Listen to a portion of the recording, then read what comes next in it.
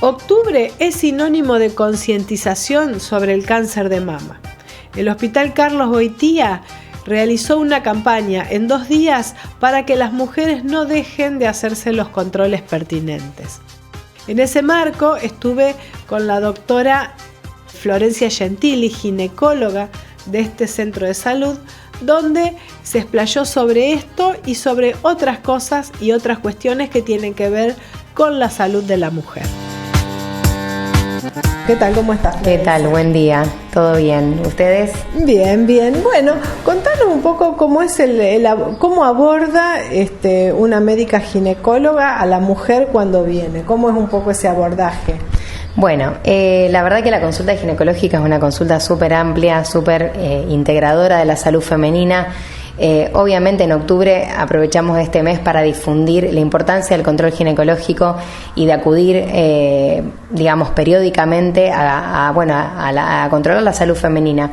En general tiene obviamente muchas instancias, ahora vamos a ir desglosando un poco, charlando un poco de eso, pero bueno, tiene, ya te digo, un abordaje súper integral. Cuando viene la paciente, en primera instancia uno se le hace una historia clínica muy detallada, contando sus antecedentes, interrogando sobre tanto antecedentes personales, familiares, de enfermedades previas o de antecedentes familiares, tanto sea de cáncer como de otros. Se le pregunta sobre sus hábitos también, si tiene consumo de tabaco, por ejemplo, que también es un dato muy importante para nosotros por el aumento del riesgo de cáncer.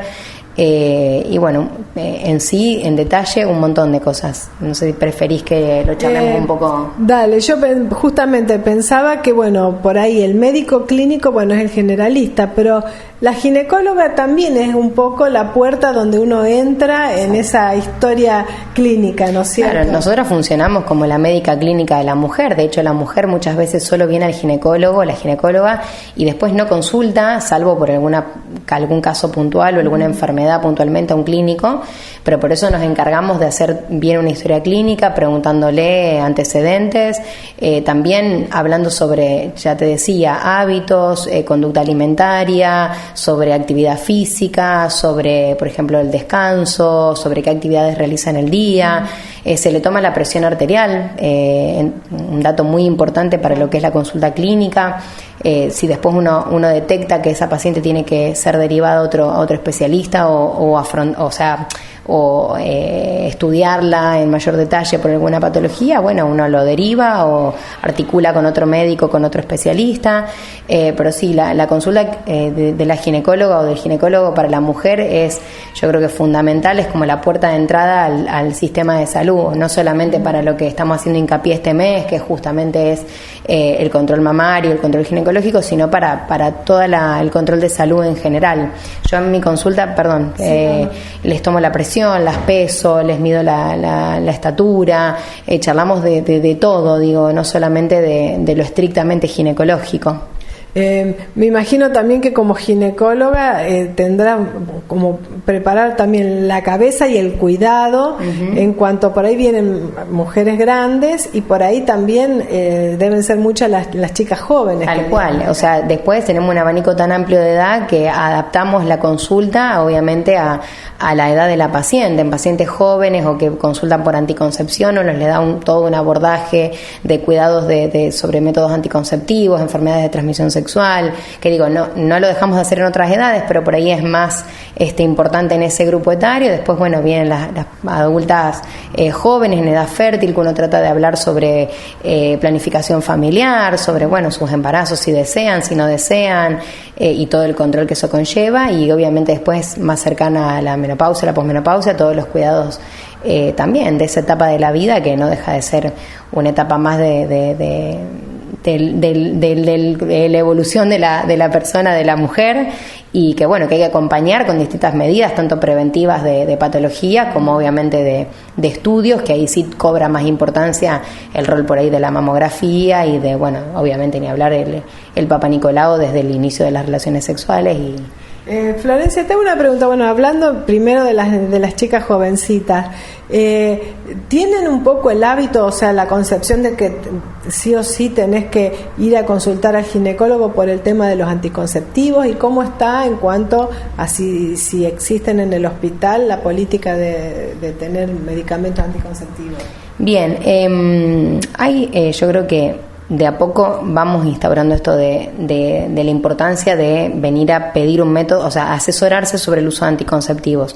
Yo anualmente voy a 2 escuelas secundarias de acá de Carcarañá a dar una charla de abordaje integral sobre lo que es anticoncepción y educación sexual, que digo, por ahí es como la invitación a ese grupo de población de que vengan a la consulta, de que no se guíen por lo que dicen, no sé, las redes sociales u otra persona de la misma edad, o que bueno, que se asesoren y que entiendan que métodos anticonceptivos hay un montón, que cada paciente se adapta a un determinado método anticonceptivo según sus características personales. A veces uno tiene que evaluar que no haya contraindicación para determinado método, o bueno, explicarles riesgos, beneficios de cada uno.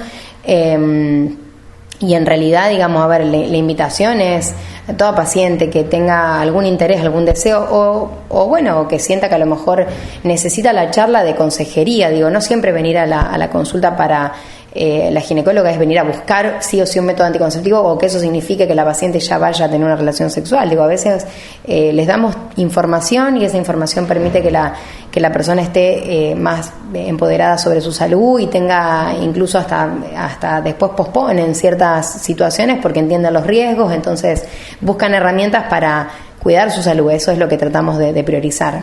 En cuanto, bueno, en una época por ahí tenían más carga hormonal los anticonceptivos, o sea, eran más dañosos para la mujer, pero tengo idea de que ahora son bastante más suaves. Con respecto a anticonceptivos hay muchos mitos, hay muchas cosas que se decían antes que por ahí uno tiene que desterrar en la consulta. Por suerte hay mucha variedad, o sea, tenemos formulaciones anticonceptivas con distintos componentes hormonales, y eso también nos trae la posibilidad de adaptar a cada paciente. Digamos, a ver, si en determinada paciente no se puede usar un método por algún motivo de salud, uno tiene otros, y tenemos otras vías también. Tenemos dispositivos intrauterinos, tenemos implantes subdérmicos, tenemos preservativo, que eso siempre está disponible, que claramente es el único método que previene enfermedades de transmisión sexual, además de que es un método anticonceptivo también, bien utilizado, previene un embarazo no planificado también. Tenemos anticoncepción de emergencia, o sea, la mal llamada pastilla del día después, pero bueno, que sirve para, ante cualquier accidente, con el uso de un método que esté utilizado cotidianamente, uno puede acceder a ese método como respaldo. Hay digamos, en el hospital en salud pública se ofrece una amplia variedad y por suerte hasta el momento no tenemos déficit en ese sentido. ¿Sí? Florencia, hay también una vez escuché de profesionales que había también cada vez más consultas de enfermedades venéreas. ¿Te tocó, por ejemplo? Sí, por supuesto. Sí, hay una alta prevalencia, incluso ahora se ve a nivel poblacional y en distintos grupos etarios, no solamente en la adolescencia. Hay un aumento, un repique de ciertas enfermedades, sobre todo lo que es la sífilis. Hay una incidencia un poquito mayor que en otras épocas. Yo creo que hay que volver a esto, concientizar del uso de preservativo, del autocuidado, del cuidado de la pareja, el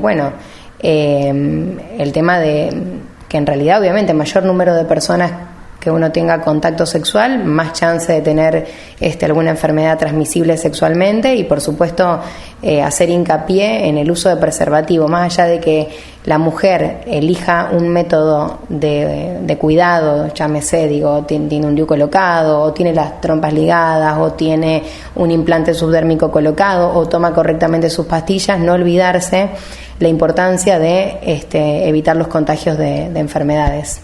Perfecto. Bueno, ya pensando en lo que es el control mamario, que ¿desde cuándo una mujer debe hacérselo sí o sí? Bueno, sé que también hay un porcentaje de hombres que pueden tener cáncer de mama, pero bueno, en general es la mujer. Bueno, quiero que nos hables un poco de eso. Bien, bueno, en la edad de inicio, sigue siendo la recomendación a los 40 años en población general. Obviamente en la consulta uno evalúa pacientes que tienen antecedentes familiares de primer grado de cáncer de mama, por ejemplo una mamá con un cáncer de mama a una edad más temprana, o una hermana, alguien directo, o un familiar varón, lo que vos mencionabas. Digo, si alguien en su familia relata que un varón de su estirpe genética ha tenido un cáncer de mama, eso ya la pone en una situación de población de mayor riesgo. Entonces a veces elegimos iniciar antes de los 40 la mamografía o cenografía, que es el mismo estudio, ¿sí? Mamografía y cenografía es exactamente lo mismo. Es el único método que nos permite detectar lesiones cuando todavía no están palpables, o sea, o los cambios que se generan en esa mama, por ejemplo, las calcificaciones atípicas, las microcalcificaciones, que son imágenes sugestivas de que en esa mama está pasando algo. Y bueno, uno tiene que por ahí hacer mayor tipo de estudios en esas pacientes, ¿sí? En general, en población general, de los 40 para arriba, ¿sí? De frecuencia anual o bianual no diría peor de los casos, pero digo, si uno no tiene la posibilidad de hacérsela todos los años, por lo menos cada 2 años, es lo que dicen las normativas. Tengo una pregunta, ¿qué son las calcificaciones? Bueno, justamente es una agrupación de calcio que no se detecta, digamos, por otro método, solo por la radiografía, que es la mamografía, que dependiendo de la cantidad, el número y la morfología que tenga ese calcio, uno puede inferir que en esa mama haya un proceso inflamatorio o algo que esté sucediendo, y bueno, se tengan que pedir mayores estudios en función de eso. No todas las calcificaciones son malignas ni sinónimo de una enfermedad maligna, pero digo, es una advertencia para ir a buscar ahí en esa determinada área, por ahí ahondar en estudios. Muchas veces también se pide una ecografía mamaria. ¿Cuál es la diferencia y por qué tiene que ahondar en ese otro Bien, estudio? En la ecomamaria, digamos, en general a veces en pacientes jóvenes, cuando las mamas son muy densas o a veces han tenido nódulos o quistes benignos, digamos, o sea que ya lo vienen controlando hace tiempo, uno puede elegir hacerlo como método también complementario a la mamografía, cuando la mamografía sola no alcanza para determinar si en esa mama está pasando algún proceso, digamos, que uno quiera investigar un poco más.